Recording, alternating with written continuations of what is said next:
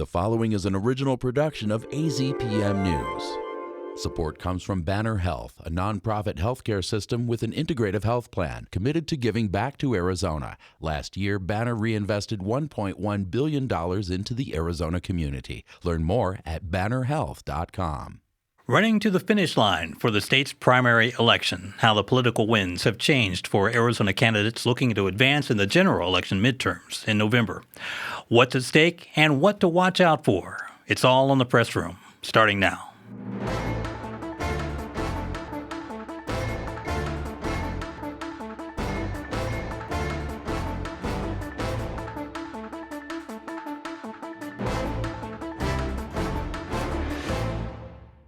Hello, and welcome to the press room. I'm Tony Perkins. Arizona's primary election is July 21st. Voters are making their choices on who should get a chance to serve as Arizona's governor. Decisions impacting the state's congressional delegation are also on the ballot, and more. We're going to talk first with University of Arizona political science professor Samara Klar. Samara, thank you for joining us on the press room. You bet. Happy to be here. Now, you've followed some polling data ahead of the primary. What is the mood of the electorate going into these contests? And how has it changed, perhaps, over the last 18 months? Well, we do have several important contests coming up on July 21st. Probably the primary that people may be following most closely has to do with the gubernatorial race and trying to figure out who the Republican nominee will be to take on Katie Hobbs. We had a couple, high-profile candidates in that race. Recent polling suggests that it is Biggs who has a fairly large lead, who's probably going to end up as the Republican nominee. Of course, you never know what happens. But typically the horse race poll right now is not much is being done with the Democrats. There's not a lot of intra-Democrat races going on. So most of the action has to do with the Republican battles to secure the nomination. Are voters in the mood to actually go to the polls during this primary, or would they prefer setting it out until the general election in the midterms, that some people feel that's the one that counts? Yeah, primary elections always have lower turnout for a number of reasons. First of all, the races aren't as high profile. There's going to be smaller races people may not be as familiar with. Usually it's sort of the more, enthusiastic, engaged voters who will come out. So in Arizona in recent years, our primary turnouts have been growing. They're at about 30% now. So whether you think that's a lot or a little, it's sort of a subjective call.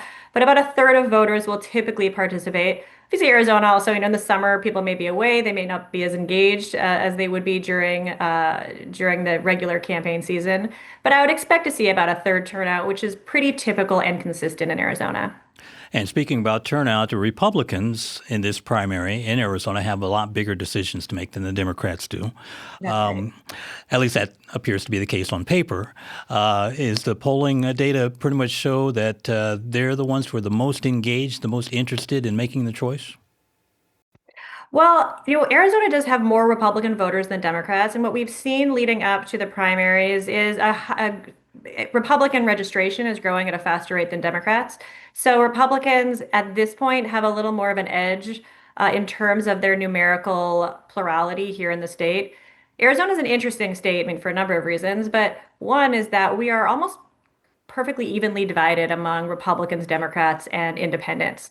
So about 35% of Arizonans register as Republicans, about 32-ish% register as independents, and about 30% register as Democrats. So it's a very close electorate, but we have seen greater numbers registering as Republicans, and that is probably an indication of voters eager to participate in the Republican primaries more so than the Democratic primaries, where there is less action, as you say. Now let's get to some questions about trends. Democrats nationally have had the most news-making happenings during the past week, a couple of weeks.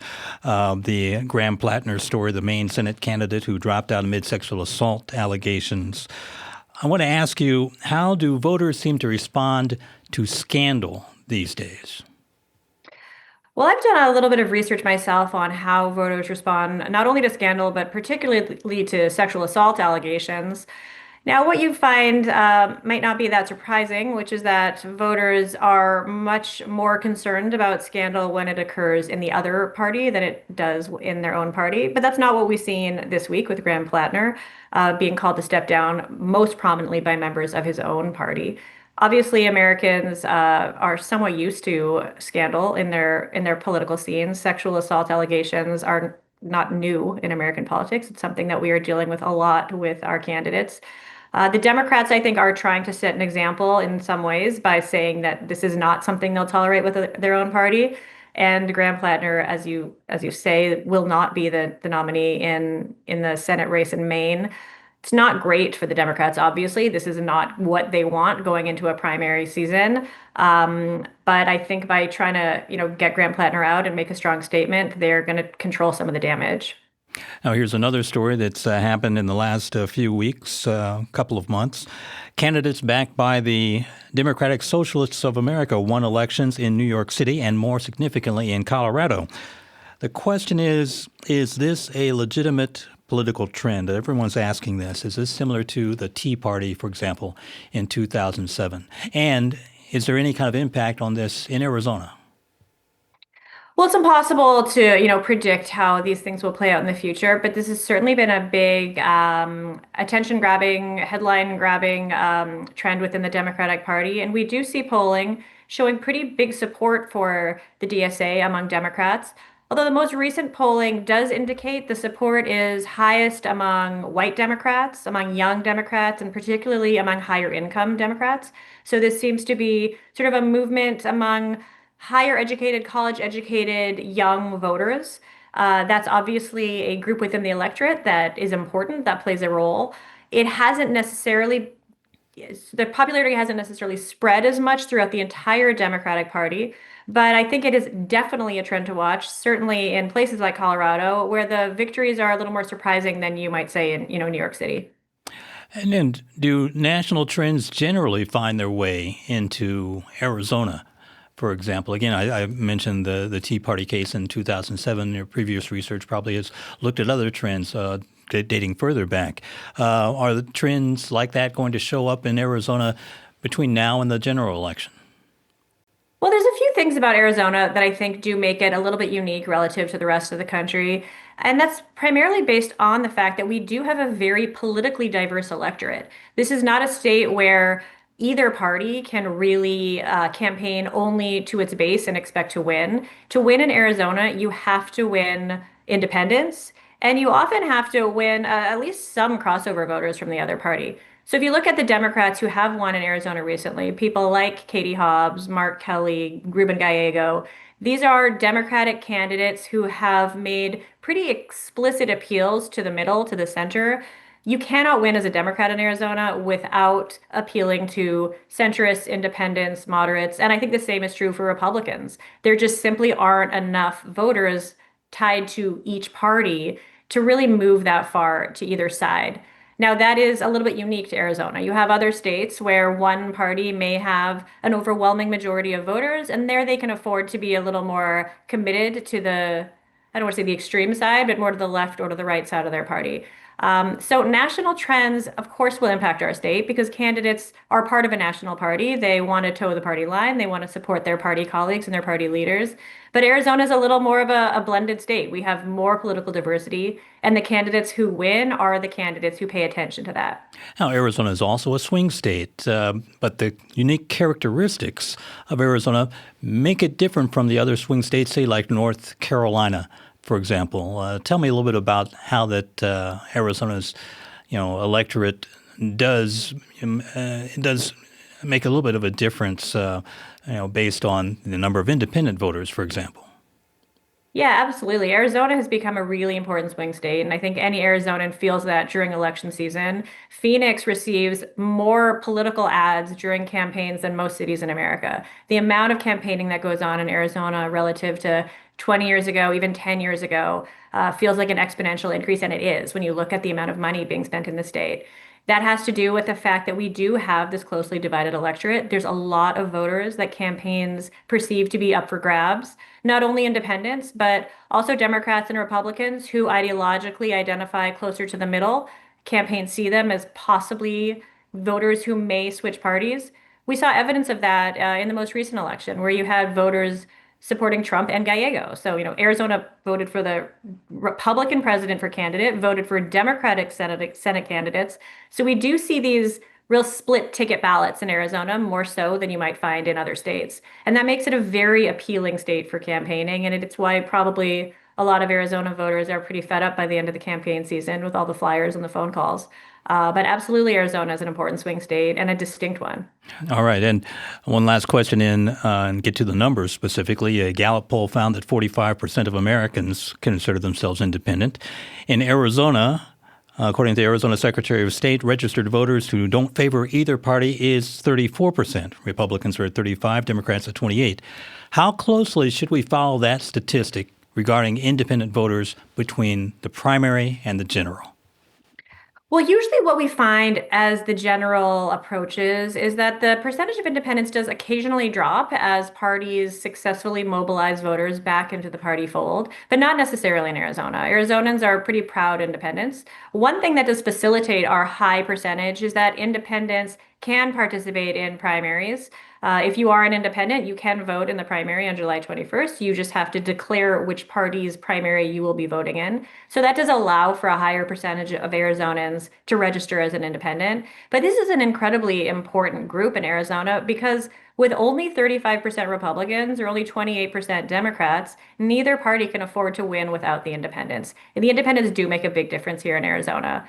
Arizona is a little bit more of a moderate state in many ways. When we look at issue positions, Democrats tend to be a little closer to the center, and Republicans tend to be closer to the center as well than what we typically find nationally. So, the best campaigning strategy in Arizona, as we've seen with the recent winning campaigns, seems to be candidates who really portray a moderate image, portray themselves as not especially tied to either political party. As a political science researcher, what result are you anticipating, or if you're anticipating any surprises in the primary election? Well, the primaries typically don't have as many surprises as you find in the general. We have fairly, as you say, the Democrats aren't facing too much intra-party competition. There are some races that are closer than others. At the gubernatorial level, it looks as though it may be a Hobbs-Biggs race for the general. But I would never try to predict a general election outcome in Arizona. Arizona is really, as a political scientist, it's fun in a sense how unpredictable it can be. But these are races where the candidates in the general are winning by 1 percentage point, 1.5 percentage points. So Arizona's it's an unpredictable state. It's an important state to be in if you want to make a difference with your vote. And hopefully we'll see high turnout. All right. Well, that'll do it. Thank you for talking to us, University of Arizona political science professor Samara Klar. Appreciate your time on the Press Room. Thanks. We'll be back with more after this. When you want news that matters to you, turn to AZPM News. Your voice, your news. AZPM News at news.azpm.org. Hi, I'm Kevin O'Connor, host of This Old House. This Old House has been on PBS for a long time, and we want to keep coming into your house week after week. And just like construction builds, good partners are essential to a project's success. That's why your support of AZPM is so important. The financial contributions of viewers just like you is what keeps This Old House on the air. So visit support.azpm.org and make a donation today. And from everybody at This Old House, thank you. I'm Dr. Erica Hamden, professor of astrophysics and host of New Frontiers. We explore science, discovery, and innovation from right here in southern Arizona all the way to the farthest reaches of outer space. Meet the scientists who are uncovering the mysteries of the universe, see the new technologies that are improving our lives here on Earth, and what the future may hold for all of us. New Frontiers. Stream whenever you want on the PBS video app or at azpm.org. Love this program? Become an AZPM member today and receive exclusive benefits like access to AZPM Passport and stream hundreds of hours of PBS shows. Donate now at azpm.org/give. And thank you. Welcome back to the Press Room. We're continuing our preview of the Arizona primary election with Joe Ferguson of the Tucson Agenda. Joe, thanks for being with us again. Thanks for having me. The governor's race has gathered a lot of the attention, most of the attention, in fact, heading into the primary. Democratic candidate Katie Hobbs, an incumbent, will wait to see which Republican candidate will face her in November. Congressman Andy Biggs has President Trump's endorsement. He's leading the polls on the Republican side. The question is, has Biggs' toughest rival in this contest, Congressman David Schweikert, done enough to have a chance for an upset? I think that we're going to find out who shows up to the polls because Biggs has put his name next to Trump's. He's getting support from TPUSA, and that's a double-edged sword at the end of the day. We'll see if voters really want that kind of a candidate to run against Hobbs, who is a known moderate. And so Schweikert has done his best to get his name out there. He's well regarded in certain circles. It's just a question of who shows up at the polls, including independents, when it comes to the Republican primary. That contest has had a long history. It seems so long ago that Karen Taylor Robeson was part of the field for this particular race. Yep, and Biggs has talked very nicely about her to try to woo her supporters to his side as well. And so I think that there's a lot of dynamics in this race. And so I'm expecting some interesting results on Tuesday night, 2 weeks from now. Now, Biggs got the Trump endorsement.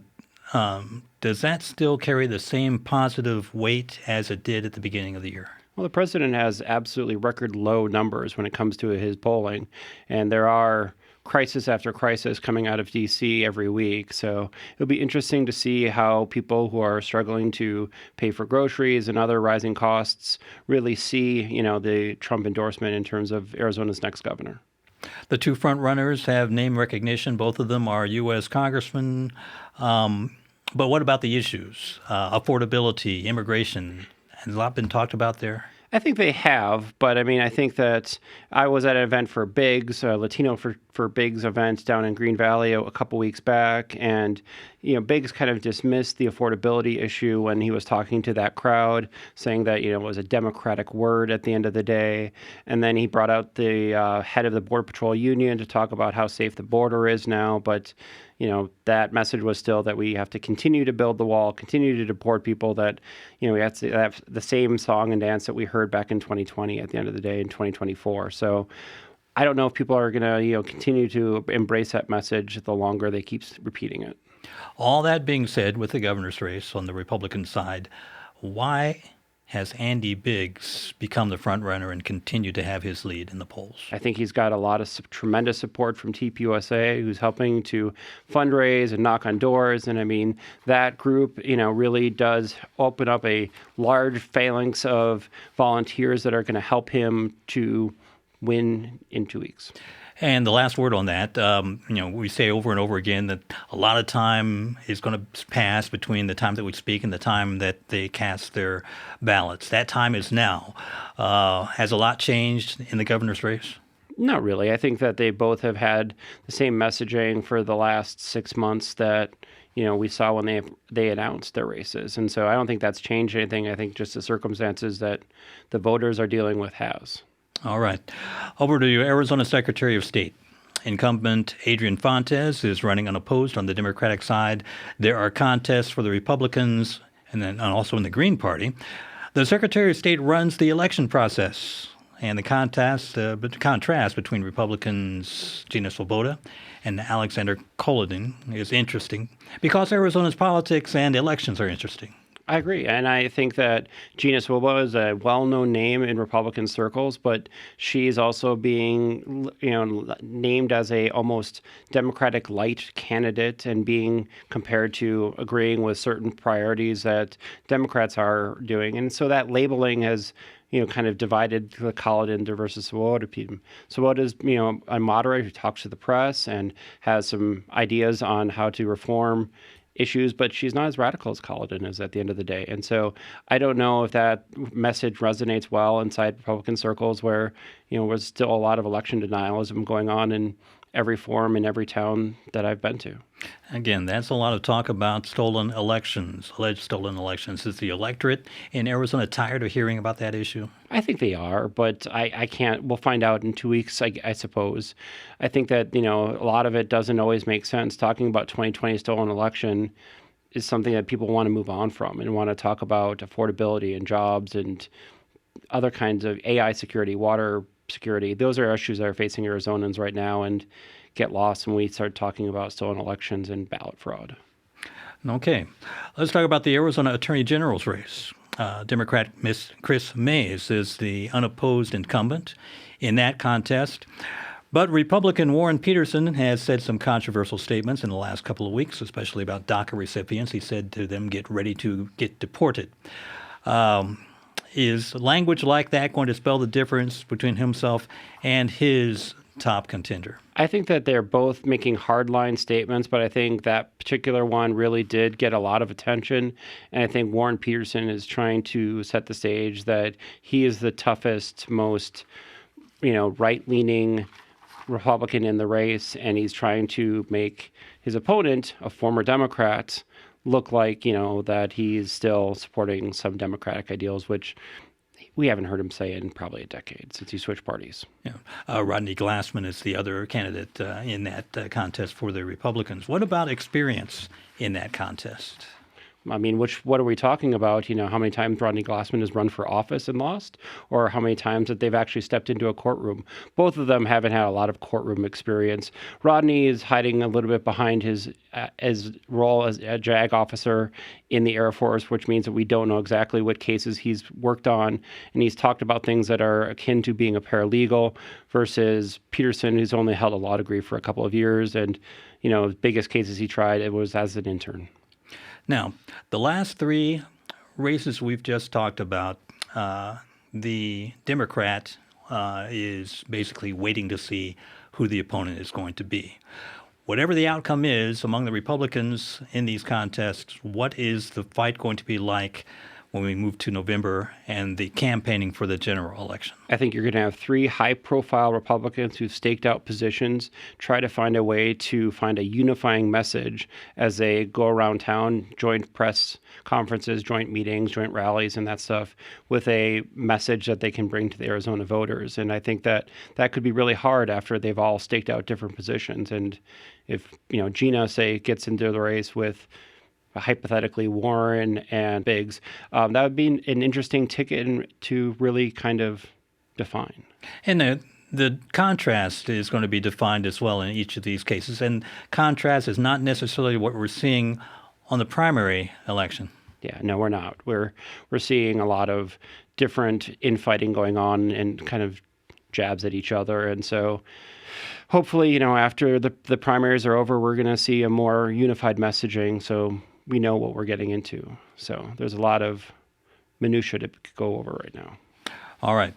Let's move over to the legislative district primaries. Which one of those contests seems to be the most interesting within the state of Arizona? I mean, for Tucson and Southern Arizona, which I feel like I'm the resident expert on, is going to be LD20. I think the fight between Alma Hernandez, who is leaving the House and seeking a seat in the Senate after being term limited, and going up again with Rocky Perez facing him, is going to be a real fight. It's gotten really ugly. It's gotten really mean. There's daily twists and turns, and you have a lot of Democrats fighting amongst themselves over who that nominee should be. And so I expect that to be a close race.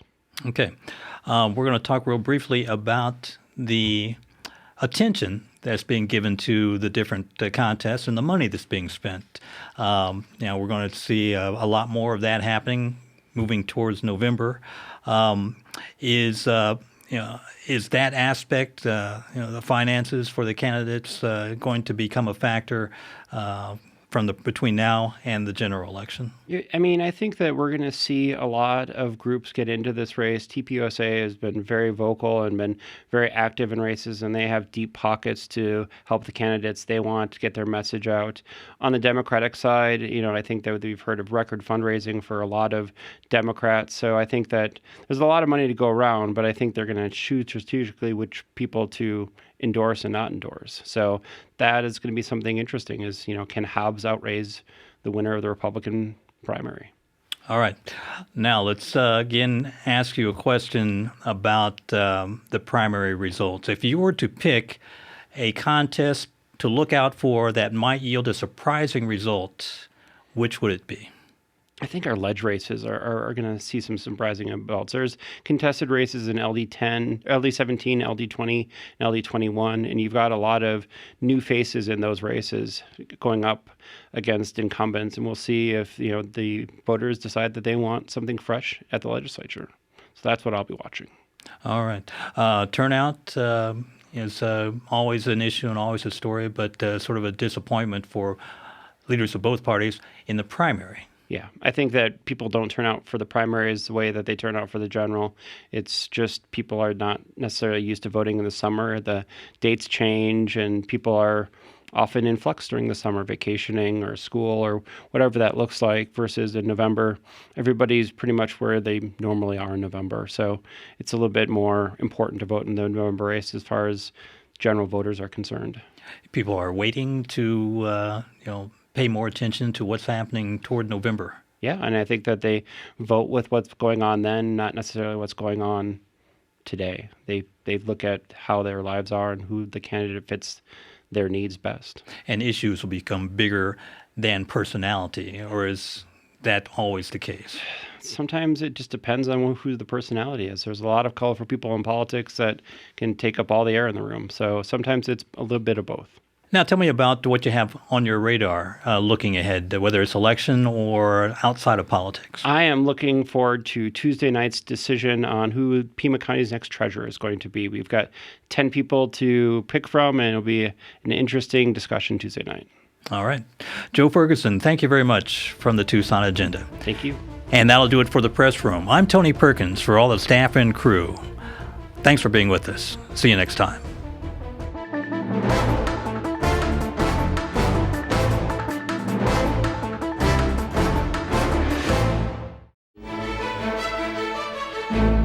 Support comes from Banner Health, a nonprofit healthcare system with an integrative health plan committed to giving back to Arizona. Last year, Banner reinvested $1.1 billion into the Arizona community. Learn more at bannerhealth.com. This has been an original production of AZPM News. Thanks for watching The Press Room on YouTube. If you have questions about something we talked about, please leave a comment below. And for more Press Room, click here.